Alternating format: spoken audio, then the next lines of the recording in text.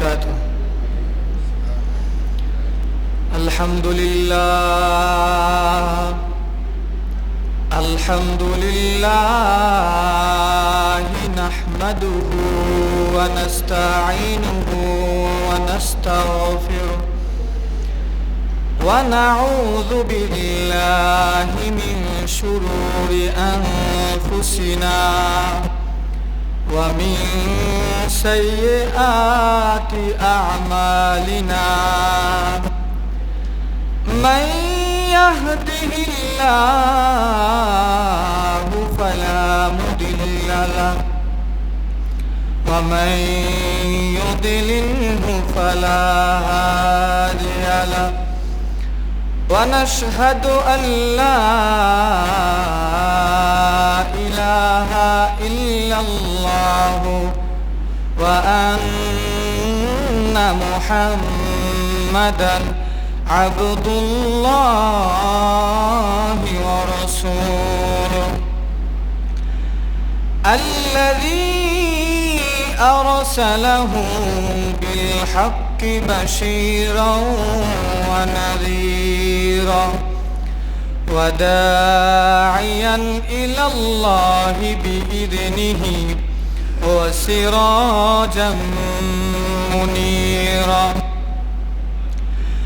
أما بعد فقد قال الله تبارك وتعالى في شان حبيبه ومحبوبه مخبرا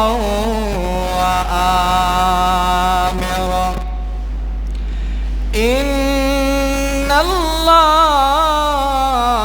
وملائكته يصلون على النبي يا أيها الذين آمنوا صلوا عليه وسلموا تسليما. صلى الله وعلى محمد صلى الله عليه صلى الله على محمد صلى الله عليه وسلم. رحیم رے مسکن حوالی کعبہ بنی میرے مدفن دیار مدینہ.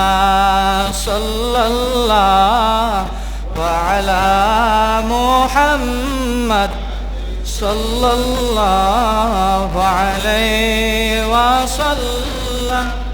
صلى الله على محمد صلى الله عليه وسلم.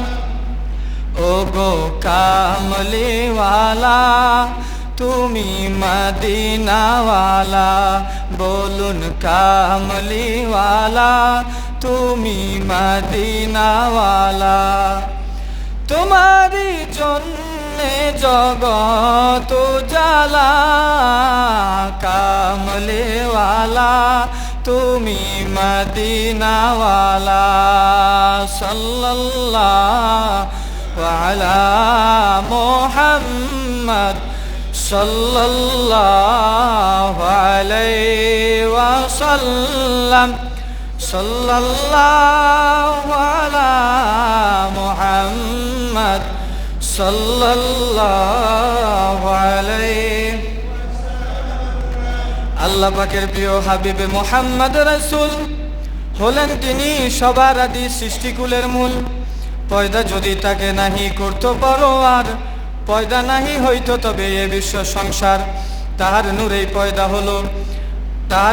পয়দা হলো জমিন ও আসমান, আরশ কুরসি লৌহ কলম ফেরেশতা ইনসান, রবি শশী গ্রহ তারা যত কিছু সব নূরে মুহাম্মাদির দ্বারাই পয়দা করেন রব।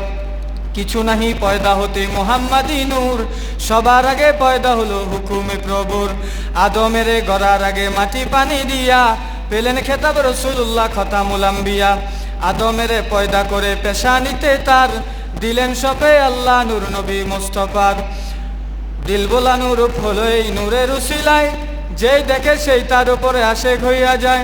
সেরূপ দেখে বহু নারী হইল বেকার, আর নূরের লোভে হইল খেস হইবে বিবি তার। ভাগ্য ছিল এ নূর পাবেন মাতা আমেনায়, তাই তো গিয়া নবীর পিতা শাদী করেন তাই।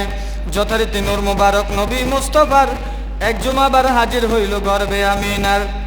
হায়রে দুঃখ মর্জি খুদার পিতা আব্দুল্লাহর, 2 মাস পরে ওয়াফাত পাইলেন গিয়া মদিনায়। সাল্লাল্লাহু আলা মুহাম্মদ সাল্লাল্লাহু আলাইহি ওয়াসাল্লাম। সাল্লাল্লাহু আলা মুহাম্মদ সাল্লাল্লাহু আলাইহি ওয়াসাল্লাম। নবীজির প্রতি দুরূদ পড়তে আমাদের কষ্ট হয়। নবীজি বলেন, আমার কোনো উম্মত যদি আমি নবীজির প্রতি একবার দুরূদ পাঠ করে, কয়বার? মান সাল্লা আলাইয়া সালাতান ওয়াহিদাতান, একবার যদি দুরূদ পাঠ করে, সাল্লাল্লাহু আলাইহি বিহা আশরা সালাওয়াতিন, আল্লাহ রাব্বুল আলামিন আমার ওই উম্মতের প্রতি 10 বার দুরূদ পাঠ করে। বলি সুবহানাল্লাহ। নবীজি আরো বলেন, আমার কোন উম্মত যদি আমি নবীজির প্রতি একবার দুরূদ পাঠ করে, আল্লাহ রাব্বুল আলামিন ওয়াহুত্তাত আনহু আশরু খতিয়াতিন, আমার ওই উম্মতের আমলনামা থেকে, গুনাহের আমলনামা থেকে 10টি গুনাহ মাফ করে দেয়।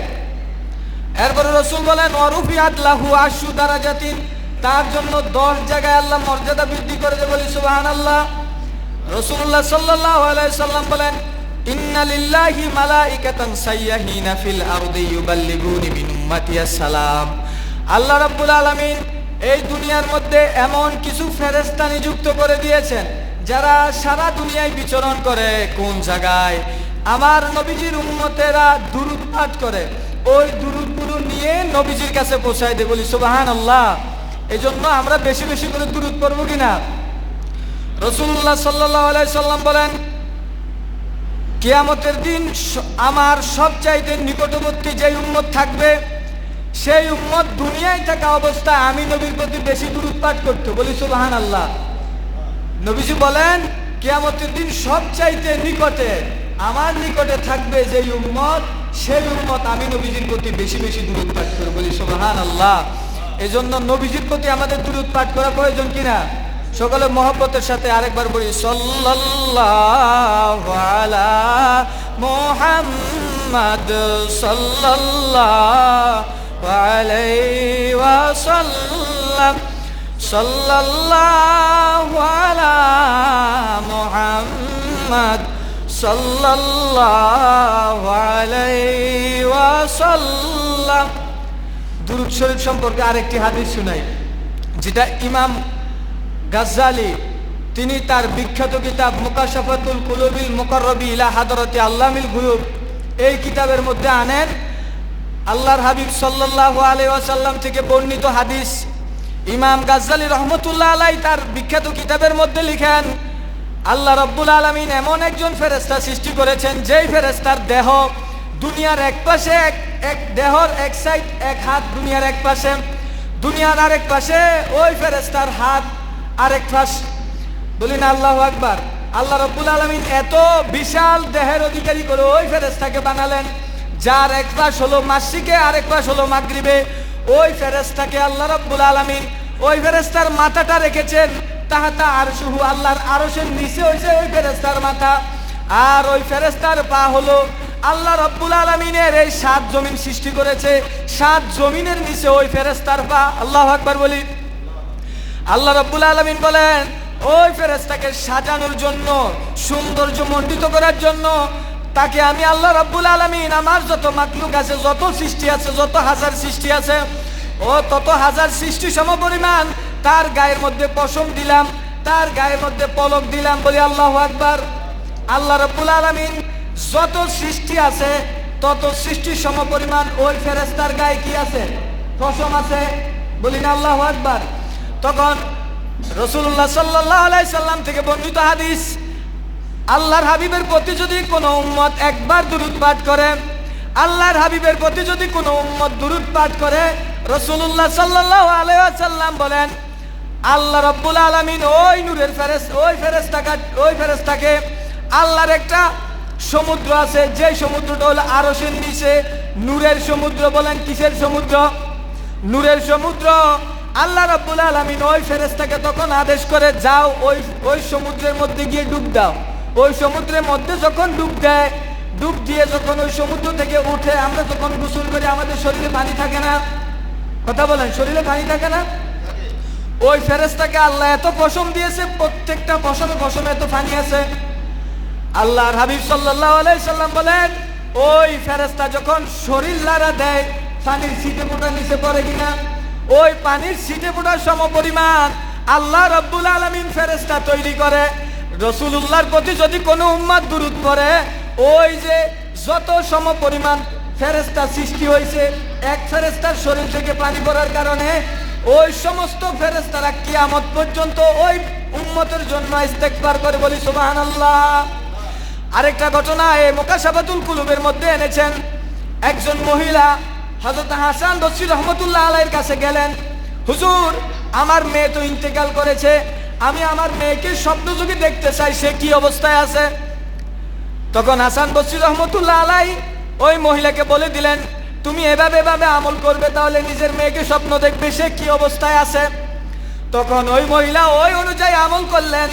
আমল করার পর দেখলেন তার মেয়ে জাহান্নামে। বলিনি নাউজুবিল্লাহ। তার মেয়ে কোন জায়গায়? জাহান্নামের মধ্যে। এরপরে এই খবরটা হযরত হাসান বসরি রহমাতুল্লাহ আলাইহির কাছে চলে গেল। মহিলা গিয়ে বলল, হুজুর এভাবে স্বপ্ন তো দেখলাম, কিন্তু আমার মেয়ে তো জাহান্নামে। তারপরে হাসান বসরি রহমাতুল্লাহ আলাইহি কিছুদিন পরে ওই মেয়েকে আবার স্বপ্নযোগে দেখলেন। এবার কে দেখতেছেন? হাসান বসরি রহমাতুল্লাহ আলাইহি। তখন ওই মেয়ে জিজ্ঞাসা করলো, হুজুর আপনি কি আমাকে চিনতে পারছেন? কই বলেন, না আমি তো তোমাকে চিনি না। বলে, হুজুর ওই যে আমার আম্মা আপনার কাছে আসছিল আমাকে স্বপ্ন দেখার জন্য, আমলের জন্য, আমি হলাম সে মেয়ে। বলে, তুমি না জাহান্নামে গেলা? তোমার আম্মাই বলছে তুমি এখন জান্নাতে কিভাবে গেলা? কথা প্রশ্ন আছে না, তুমি এখন জান্নাতে কিভাবে গেলা?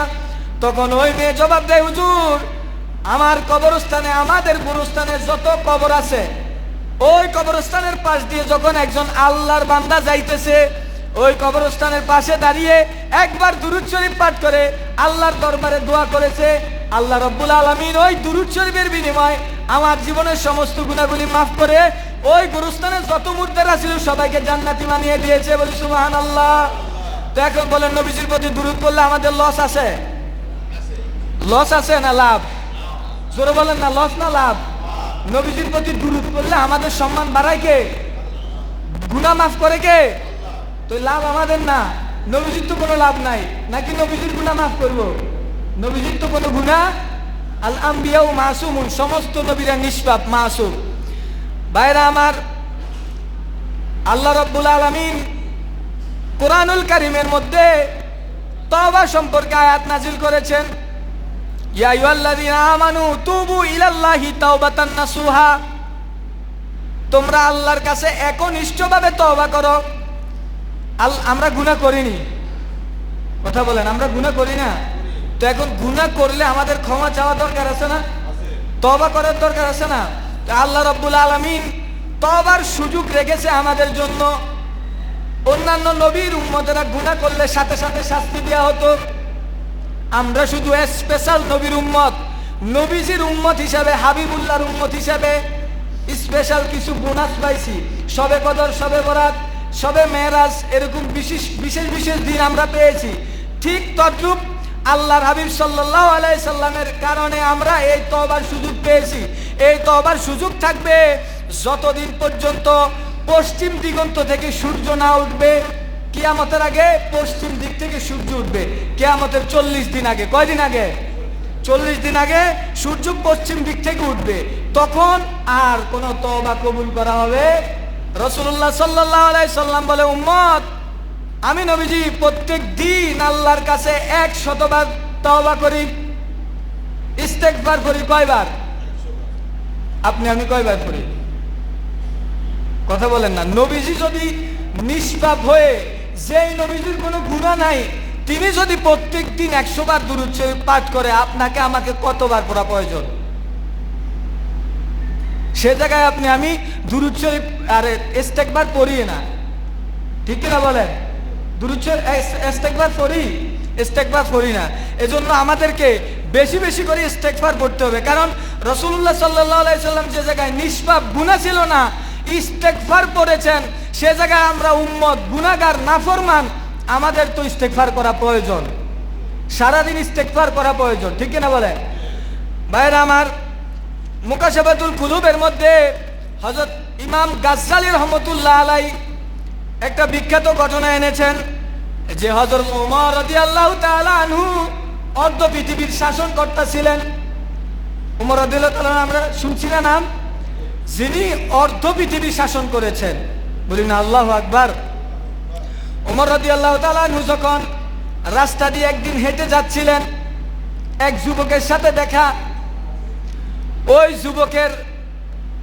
যুবকের গায়ের যে জামা আছে অথবা চাদর আছে, ওই চাদরের নিচে একটা বোতল। ওই বোতল ওমর রাদিয়াল্লাহু তাআলা আনহু ওই যুবকের পাশে দাঁড়িয়ে জিজ্ঞাসা করলেন, তোমার কাছে কি? ওই যুবকের বোতলের মধ্যে ছিল মদ। কি ছিল? জোরে বলি, কি ছিল? খাওয়া কি হালাল না হারাম? জোরে বলেন না। খাইলে উপকার না ক্ষতি হয়? এই জন্য মদ খাওয়া যাবে। এই ঘটনাটা এই জন্য শুধু শিক্ষার জন্য বলতেছি। হযরত ওমর রাদিয়াল্লাহু তাআলা আনহু তাকে শুধু জিজ্ঞাসা করেছে, তোমার জামার নিচে কি আছে? ওই যুবক মনে মনে ভাবতেছে, আমিরুল মুমিনিন, যিনি অর্ধ পৃথিবীর শাসনকর্তা, এখন যদি আমি বলি আমার জামার নিচে মদ আছে, উপায় আসেনি? কথা বলেন না, উপায় আসেনি? কোনো উপায় নাই। এজন্য সে মনে মনে ভাবল, ওমর রাদিয়াল্লাহু তাআলা আনহুর এই প্রশ্নের জবাব না দিয়ে চুপ রইল। মনে মনে আল্লাহকে বলতেছে, আল্লাহ তুমি আমাকে ওমরের সামনে লজ্জিত করিও। কি করিও না? লজ্জিত করিও না। আল্লাহ রাব্বুল আলামিনের কাছে ওই বান্দা যখন বলতেছিল, আল্লাহ তুমি আমাকে লজ্জিত করিও না ওমরের সামনে, মনে মনে ভাবতেছে, আল্লাহ মদ তো এখন আছে, সাথেই আছে মদ, অন্যায় না? তো এখন বলতেছে, আল্লাহ আজকে থেকে আর কোনোদিন মদ খাবো না, আজকে থেকে আর কোনোদিন মদ খাবো না। ওমর রাদিয়াল্লাহু তাআলা আনহুর প্রশ্নের জবাব না দিয়ে এই যুবক নিজে নিজে অনুশোচনা করতেছে, আল্লাহর কাছে ক্ষমা চাইতেছে, অনুতপ্ত হইতেছে, তওবা করতেছে। আল্লাহ রাব্বুল আলামিন এই যুবকের অনুশোচনা, তওবা পছন্দ করে। তখন সেই যুবকটা ওমর রাদিয়াল্লাহু তাআলা আনহুর প্রশ্নের জবাব দেন, আল্লাহর কাছে বারবার মনে মনে বলতেছে, আল্লাহ ওমরের সামনে আমাকে লজ্জিত করিও না। তখন ওই যুবকটা ওমর রাদিয়াল্লাহু তাআলা আনহু দ্বিতীয়বার জিজ্ঞাসা করলেন, তোমার জামার নিচে কি আছে? সেই যুবক বলল, আমার জামার নিচে সিরকা আছে, সিরকার বোতল। বলি না আল্লাহু আকবার। মিথ্যা কথা কইছে না? আল্লাহ রাব্বুল আলামিন ওই বান্দাটাকে এত পছন্দ করেছে, তার তওবাকে, তার একনিষ্ঠতা খালেস ভাবে ছিল আল্লাহর কাছে, আল্লাহ কখনো মদ খাবো না। আল্লাহ রাব্বুল আলামিন ওই মদটাকে পরিবর্তন করে সিরকা বানিয়ে দিয়েছে। সুবহানাল্লাহ বলে। কিসের জন্য? শুধু তওবা করেছে, খালেস ভাবে একনিষ্ঠতার সাথে আল্লাহর কাছে তওবা করেছে। এজন্য আল্লাহ একটা নাফরমানকেও ক্ষমা করে দিয়েছে। বলি আল্লাহু আকবার। এজন্য দেখেন, সে যুবক শুধু আল্লাহর কাছে মনে মনে ভাবছে, মনের আওয়াজ এত বেশি যে আল্লাহর আরশ পর্যন্ত চলে গেছে। বলি আল্লাহু আকবার। আপনার মুখে চিল্লায় আরশ পর্যন্ত আওয়াজ দিতে পারবেন? বলেন না, আওয়াজ কি আরশ পর্যন্ত যাইব? আল্লাহর এই যে বান্দার মনের আওয়াজ আল্লাহর আরশ ভেদ করে চলে যায়। এজন্য আল্লাহ রাব্বুল আলামিন সেই যুবকের তওবাকে, অনুশোচনাকে কবুল করেছে। বলি আল্লাহু আকবার। তো এখন আমরা তওবা করলে আল্লাহ কবুল করবেনি? কথা বলেন না। এরপরে দ্বিতীয়ত আরেকটা ঘটনা বলি। বনী ইসরাইলের যুগে ঘটনা, এটা আপনারা সবাই জানেন। বনী ইসরাইলের যুগে একজন লোক 99 জন মানুষকে হত্যা করেছে। কয়জন? রিয়াদুস সালিহিনের মধ্যে হাদিসটা আছে। 99 জন মানুষকে হত্যা করেছে, খুন করেছে। তখন এলাকার লোকজনকে গিয়ে বলল, আমি তো তওবা করতে চাই। অনুশোচনার প্রতি কি আসলো? মায়া আসলো আল্লাহর প্রতি, আল্লাহর কাছে যেতে চায়, আল্লাহকে পাইতে চায়। তখন এলাকার মানুষজনকে জিজ্ঞাসা করলো, আমি কার কাছে যাইতে পারি তওবার জন্য? বলে, অমুক জায়গায় একজন পাত্রী আছে, ইহুদি আলেম আছে, তার কাছে যাও। ওই যুবকটা ওই ইহুদি আলেমের কাছে গেল, যাইয়া বলল, হুজুর, আমি তো 99 জন মানুষকে বিনা অপরাধে মেরে ফেলছি, বিনা অপরাধে, এখন আমার তওবা হইবনি। বলতেছে হুজুরের কাছে আমার কি তওবার কোনো সুযোগ আছে কিনা?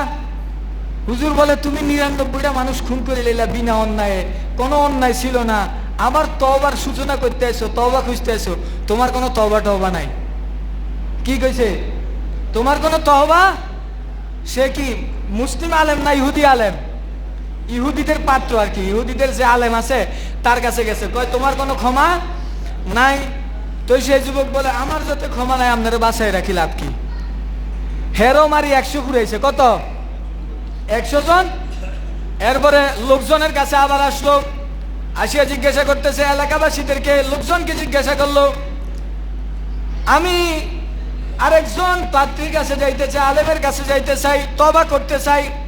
তখন সেই যুবককে এলাকার লোকজন বলল, অমুক এলাকায় চলে যাও, ওই জায়গায় একজন ভালো আলেম আছে, মুসলমান। তো সে যুবকটা ওই হুজুরের কাছে গেল, হুজুর, আমি তো 99 নয় 100 জন মানুষকে খুন করে ফেলেছি, একজন দুইজন নয় 100 জন মানুষকে খুন করেছি, বিনা অন্যায়, কোনো অপরাধ ছিল না, আমার কি তওবার কোনো সুযোগ আছে কিনা? বলে, তোমার তওবার সুযোগ আছে। বলি, আল্লাহু আকবার, তওবার সুযোগ আছে। তো এখন তাকে বলতেছে, তুমি তোমার নিজ এলাকা ছেড়ে দিয়ে, তোমার নিজ এলাকা পাপের শহর হয়ে গেছে, তুমি যদি এই জায়গায় থাকো তুমি অন্যায় অপরাধ অনায়াসে করবে। তুমি তোমার নিজ এলাকা ছেড়ে অমুক এলাকায় চলে যাও, ওই জায়গায় আলেম ওলামারা, কিছু বুজুর্গানে দিন, আল্লাহর একনিষ্ঠ বান্দা যারা, তারা আল্লাহর ইবাদত করে, ওই জায়গায় চলে যাওয়ার জন্য এই মুসলিম আলেম তাকে আদেশ করলেন, মানে উপদেশ দিলেন, রাস্তা দেখিয়ে দিলেন। ওই যুবকটা যখন নিজের বাসায় গেল, বাড়িতে গেল, বাড়ি থেকে নিজের সাই সামান জোগাড় করে ওখানে থাকতে হলে যা যা প্রয়োজন নিয়ে রওনা দিলেন। এমন সময় যেতে যেতে যেতে যেতে যখন মধ্যপথ রাস্তার মাঝখানে গেলেন, তখন মালাকুল মউত এসে তার কাছে হাজির। আল্লাহু আকবার, মালাকুল মউত এসে তার রূহ কবজ করার জন্য হাজির। এখন বলেন, ওই ব্যক্তিটা মালাকুল মউত এসে যখন হাজির হয়ে গেল, ওই ব্যক্তির কাছে 2 গ্রুপ ফেরেশতা, রহমতের ফেরেশতা এবং গজবের ফেরেশতা, জান্নাতের ফেরেশতা এবং জাহান্নামের ফেরেশতা, ওই ব্যক্তির রূহকে টেনে নেওয়ার জন্য ঝগড়া লেগে গেল। এক গ্রুপ বলতেছে সে কোনো তওবা পায়, তার কি ক্ষমা করা হয়েছে? এখনো ক্ষমা করা হয় নাই। বলতেছে তাকে তো এখনো ক্ষমা করা হয় নাই, তাকে আমরা জাহান্নামে নিয়ে যাব। আর যারা জান্নাতি ফেরেশতা তারা বলতেছে তাকে আল্লাহ ক্ষমা করে দিয়েছে, তাকে জান্নাতে নিব। এখন 2 গ্রুপের ফেরেশতার মধ্যে ঝগড়া। তখন আরেকজন ফেরেশতা মানুষ রূপ ধারণ করে ওই ফেরেশতাদের কাছে আসি হাজির হলো। তাদেরকে বলতেছে, তারা তখন ওই যে ফেরেশতা যে মানুষ রূপে ওই ফেরেশতাদের কাছে আসলো, ওই ফেরেশতাকে বিচারক হিসেবে মানলো, যে হুজুরে যেটা পয়সালা দেয় ওইটাই মাননু। তো এখন ওই ফেরেশতা বলতেছে, তোমরা জমিনকে মেপে দেখো, তার বাড়ি থেকে গন্তব্যস্থল যে জায়গায় যাইতো ওই জায়গার মধ্যবর্তী জায়গায় ইন্তেকাল করছে। এখন যে জায়গায় আছে ওই জায়গা থেকে বাড়ির জায়গা, আর যে জায়গায় আছে ওই জায়গা থেকে গন্তব্যস্থল যে জায়গা, ওই জায়গায় মেপে দেখো, যে জায়গা কম, যে জায়গা কম ওই জায়গার দিকে যাইব, জান্নাতি হইলে জান্নাতে, জাহান্নাম হইলে জাহান্নামে। তখন ফেরেশতারা মেপে দেখলো, ওই ব্যক্তি নিজের বাড়ি থেকে যে গন্তব্যস্থলে যাওয়ার রাস্তা, ওই রাস্তার 1 বিহাত মধ্যভাগ থেকে 1 হাত বেশি ওই দিকে ছিল, গন্তব্যস্থলের দিকে বেশি ছিল। আবার কোন কোন বর্ণনায় আছে আল্লাহ রাব্বুল আলামিন তার বাড়ি থেকে যে জায়গায় সে ইন্তেকাল করতেছে ওই জায়গার যে রাস্তা আছে, এই রাস্তাটাকে কিছু ফেরেশতাদেরকে বললো, তোমরা এই রাস্তাটাকে টেনে ধরে রাখো। আবার ওই পাশের রাস্তাটাকে বললো তোমরা সংকীর্ণ হয়ে যাও, রাস্তাকে বলছে তুমি সংকীর্ণ হয়ে যাও। তখন ফেরেশতারা মেপে দেখলো ওই ব্যক্তিটা ওই যে জায়গায় যাইতো গন্তব্যস্থল, ওই গন্তব্যস্থলের জায়গাটা সংকীর্ণ কম। এখন ওই ব্যক্তি জান্নাতে যাইব, কই যাইব? এখন বলেন ওই ব্যক্তি কি যে জায়গায় যাওয়ার পর ইবাদত করার কথা ছিল ওই জায়গায় যাইতে পারছে? কথা বলেন না। শুধু তওবা করার অনুসূচনা ছিল, তওবা করার অনুসূচনা ছিল, একনিষ্ঠতা ছিল, আল্লাহর কাছে তওবা করব, ক্ষমা চাইব, জীবনে যত গুনাহ করেছি আর কোন গুনাহ করব। এজন্য ওই ব্যক্তিকে আল্লাহ রাব্বুল আলামিন জান্নাতে পৌঁছায় দিলেন। বলি না সুবহানাল্লাহ। তো এখন আমরা তো আল্লাহর হাবিবুল্লাহর উম্মত, যেই নবীর প্রতি আল্লাহ পাগল, ঠিক কিনা বলেন? আল্লাহ যেই নবীর প্রতি পাগল, যেই নবীর আশেক, যেই নবীর প্রতি আল্লাহ দুরূদ পড়ে। আল্লাহ পৃথিবীতে কোনো কাজ করে? কথা বলেন না, আল্লাহ কোনো কাজ করে? আল্লাহ বলেন আমি এবং আমার ফেরেশতারা আমার হাবিবের প্রতি দুরূদ পড়ি। বলি না সুবহানাল্লাহ। আল্লাহ পাক রব্বুল আলামিন তার হাবিবের প্রতি দুরূদ পড়ে, কোনো কাজ করে না। আল্লাহ হচ্ছেন এই হাবিবের পাগল, আর আমরা হচ্ছি সেই হাবিবের উম্মত। এই জন্য আমাদের কিছু স্পেশালিটি আছে। এই জন্য আল্লাহর হাবিব প্রত্যেক দিন 100 বার ক্ষমা চাইতেন, ইস্তেগফার করতেন। আমাদেরকে 100 বার করতে হবে কিনা? মিনিমাম তো 100 বার করা প্রয়োজন। কথা বলেন। নবীজি যাতে 100 বার দুরূদ পড়তো, কোন কোন বর্ণনায় আছে 70 বার দুরূদ 70 বার ইস্তেগফার করতেন। এখন বলেন নবীজি সেই জায়গায় নিষ্পাপ হয়ে, যার কোনো গুনাহ ছিল না, নবীজি যদি আল্লাহর কাছে প্রত্যেক দিন 70 কিংবা 100 বার ইস্তেগফার করে, আমাদের কি করা প্রয়োজন আছে কিনা? কে কি ইস্তেগফার করবেন? আল্লাহকে হাত তুলে দেখাই, আজকে থেকে ইস্তেগফার করব। কষ্ট আছে? আস্তাগফিরুল্লাহ ওয়া আতুবু ইলাই। সবাই বলি আস্তাগফিরুল্লাহ ওয়া আতুবু ইলাই। এই যে আজকে হাত তোলা দিয়ে আল্লাহকে সাক্ষী রাখলাম, কিয়ামতের দিন তো হয়তো আল্লাহ বলতে পারে তুমি তো মসজিদে বৈশা অন্তত সাক্ষী দিয়েছিলে আল্লাহ আজকে থেকে ইস্তেগফার করব। হয়তো আমাদের এই অনুশোচনার কারণে কিয়ামতের দিন আল্লাহ আমাদেরকে নাজাত দিতে পারে কি পারে না? ভাইরা আমার, এজন্য আমরা অনেকে আছি গুনাহ নাই এমন কোন মানুষ, কথা বলেন না, আছে? গুনাহ আছে, সবারই কি গুনাহ আছে। হাতের গুনাহ, পায়ের গুনাহ, চোখের গুনাহ, মুখের গুনাহ, অন্তরের গুনাহ আছে না? প্রত্যেকটা জায়গায় গেলে, প্রত্যেকটা কদমে কদমে আমরা গুনাহ করি। আল্লাহ রাব্বুল আলামিন আমাদেরকে ক্ষমা করুক, বলি আমিন। এই যে দেখেন প্রত্যেক দিন একজন না একজন মানুষ মারা যায়। কথা বলেন, মারা যায় কিনা? প্রত্যেক দিন একজন না একজন মানুষ মারা যায়। কখন জানি আপনি আমি মারা যাব হিসাব আছে? আসার যে সিরিয়াল আছে, বড় ভাই তারপরে ছোট ভাই, তারপরে ছোট ভাই, তারপরে ছোট ভাই, সিরিয়াল আছে না? এখন বলেন যাওয়ার কি সিরিয়াল আছে? সন্তানের আগে বাবা মারা যায়, বাবার আগে সন্তান মারা যায়, আছে না? ছোট শিশু মারা যায়, আছে না? আপনি আমি কখন মারা যাব? কি এই কার্ডের লিপিবদ্ধ কি আমাদেরকে দিয়েছে? আল্লাহ কি বলছে অমুক দিন তুমি মারা যাইবা? যদি বলতো তোমার আর 3 দিন সময় আছে, তাহলে আমরা কি কি কাজ করতাম? ইস্তেগফার তো ধুমাই পড়তাম। 5 ওয়াক্ত নামাজের 1 ওয়াক্ত নামাজ কি মিস হইতো? জোরে বলেন, 1 ওয়াক্ত নামাজ মিস হইতো?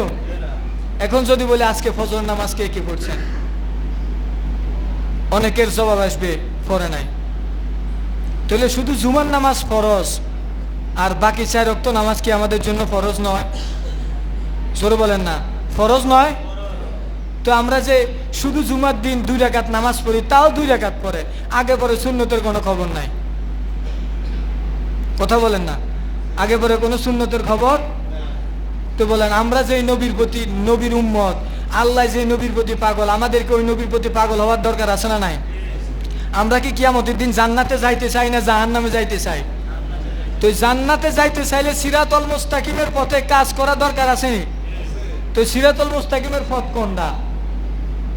5 ওয়াক্ত নামাজ পড়া, সুদ ঘুষ থেকে বেঁচে থাকা, হজ পরিপূর্ণ নেশাব পরিমাণ সম্পদ যদি থাকে যাকাত দেয়া, যদি পরিপূর্ণ টাকা থাকে, সামর্থ্য থাকে হজ করা। এখন তো অনেকে আছে শুধু উমরা করে, হজ করতে টাকা বেশি লাগে, উমরা করে। যে ব্যক্তি উমরা করবে তার জন্য হজ করা ওয়াজিব হয়ে যাবে। যে ব্যক্তি উমরা করব, তার জন্য হজ করা ওয়াজিব হয়ে যাব। এজন্য যার সামর্থ্য আছে হজ করার, সে হজ করব। আল্লাহ রাব্বুল আলামিন এই যে 5 ওয়াক্ত নামাজ দিয়েছেন আমাদেরকে, আজকে থেকে আমরা 5 ওয়াক্ত নামাজ পড়বো না ছেড়ে দেব? জোরে বলেন না, জোরে বলেন, পড়বো না ছেড়ে দেব?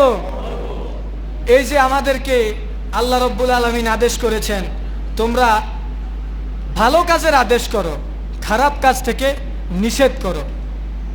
এরপর আল্লাহ বললেন, ইন্নাস সালাতা তানহা আনিল ফাহশাই ওয়াল মুনকার, নিশ্চয় নামাজ প্রত্যেকটা মানুষকে খারাপ কাজ থেকে হেফাজত করে। বলেন, মসজিদের থেকে বাইরে গালিগালাজ আছে না নাই? জোরে বলেন না, আছে না নাই? তুই বলেন, নামাজ কি এরা কি খারাপ কাজ থেকে হেফাজত করছে? মসজিদ থেকে বের গিবত আছে না নাই? কথা বলেন। মসজিদ থেকে বাইরে খেতের লাইল কাটা আছে না নাই? মসজিদ থেকে বাইরে সিগারেটে মুখ লাগাই টান দে আছে না নাই? তো এগুলো কি ভালো কাজ? কথা বলেন। আল্লাহ যে বলছে নিশ্চয় নামাজ প্রত্যেকটা মানুষকে খারাপ কাজ থেকে হেফাজত করে। কই আমরা তো নামাজও পড়ি, খারাপ কাজ থেকে তো হেফাজত করে না। এজন্য একনিষ্ঠতা লাগবে। কি লাগবে বলেন না? একনিষ্ঠতা লাগবে। আমরা যে আল্লাহর বান্দা, আল্লাহর ইবাদত করতেছি, নামাজে দাঁড়াইলে দুনিয়ার হিসাব, বাজারে যাই কি লাগবো, বাজার থেকে কি আনবো, দুনিয়ার সব হিসাব নামাজে আসি দাঁড়াইলে শুরু হয়। কথা বলেন, ঠিক না? তো এই জন্য একনিষ্ঠতা, নামাজে দাঁড়াইলে এই চিন্তা রাখবো, আল্লাহ এই নামাজ, আজকে জুমার নামাজ, আজকে আসরের নামাজ আমার জীবনের জন্য শেষ নামাজ হতে পারে।